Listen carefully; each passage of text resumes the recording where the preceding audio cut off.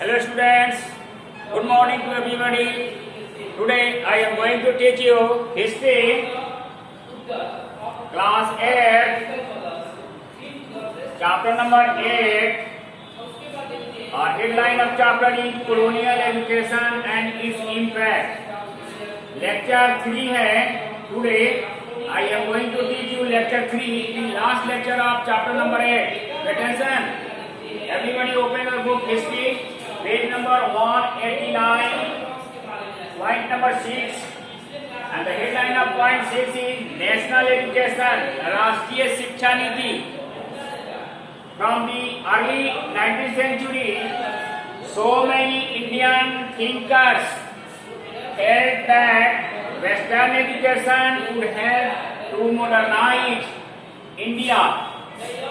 19th century के प्रारंभ में कुछ भारतीय विचारकों ने सोचा कि वेस्टर्न एजुकेशन जो है, पश्चिमी जो शिक्षा है, यूरोपीय शिक्षा व्यवस्था जो है, यह इंडिया को मॉडर्नाइज करने में, आधुनिक बनाने में सहायक हो सकती है.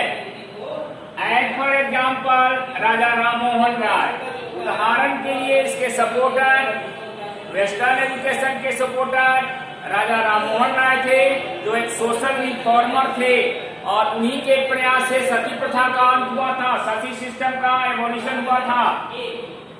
But some Indian like Mahatma Gandhi and Rabindranath Tagore did not like Western education. लेकिन कुछ भारतीय विचारक जैसे गांधी जी और रविन्द्रनाथ टैगोर जो थे, नहीं, राजा राममोहन राय के विचारों से भिन्न विचार था उनका.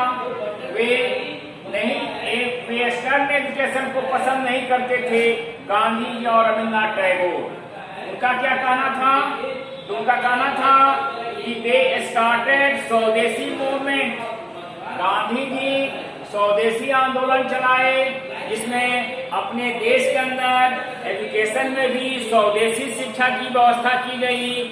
स्थानीय स्तर पर स्कूल कॉलेज खोले गए और उसमें नई शिक्षा नीति, नई तालीम दिया गया गांधी जी के इशारे पर.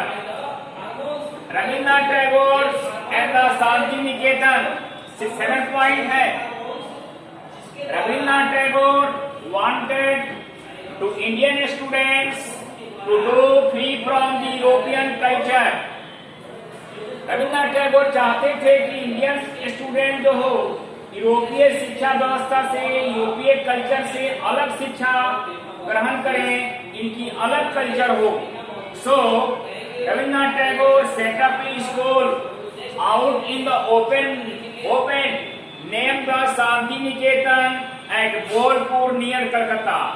इसलिए कलकत्ता से 100 किलोमीटर दूर बोलपुर में रविन्द्रनाथ टैगोर ने एक विद्यालय खोला जिसका नाम शांति निकेतन रखा. Later this school it mean Shanti Niketan school became the Vishwa Bharati university at the Shanti निकेतन.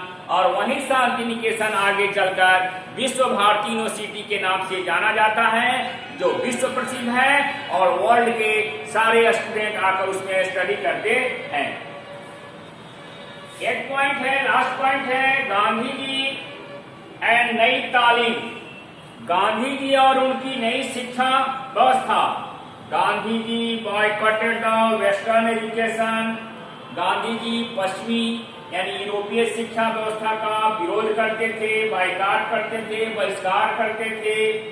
क्योंकि because western education only focus on the reading and writing.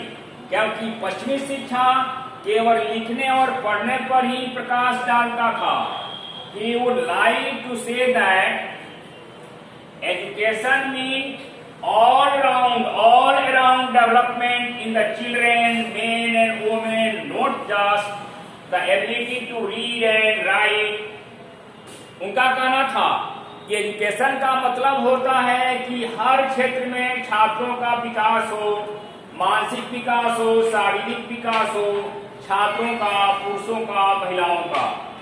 But education or to read and write, but education or to develop a person's body mind and soul. Therefore, Gandhiji suggested that crafts, art, technical skill, literary and education should be integrated into the one scheme. इसलिए गांधी जी ने suggestion दिया, गांधी जी ने सलाह दिया कि शिक्षा के अंदर क्राफ्ट भी होना चाहिए, हैंडक्राफ्ट, आर्ट कला के क्षेत्र में भी शिक्षा देनी चाहिए, टेक्निकल के क्षेत्र में शिक्षा देना चाहिए, लिटरेचर के क्षेत्र में शिक्षा होनी चाहिए और ये सभी एक दूसरे से इंटीग्रेट होना चाहिए। इस शिक्षा को गांधी जी ने नाम रखा, गांधी जी ने इस नई तालीम, अपनी नई शिक्षा व्यवस्था को गांधी जी ने नई तालीम, नई शिक्षा के नाम से संबोधित किया, उसकी उपाधि दी। नहीं तो ये चैप्टर नंबर 8 लेक्चर नंबर 3 समाप्त हो गया। नेक्स्ट डे चैप्टर 9 की स्टडी आप लोग करेंगे नेक्स्ट डे।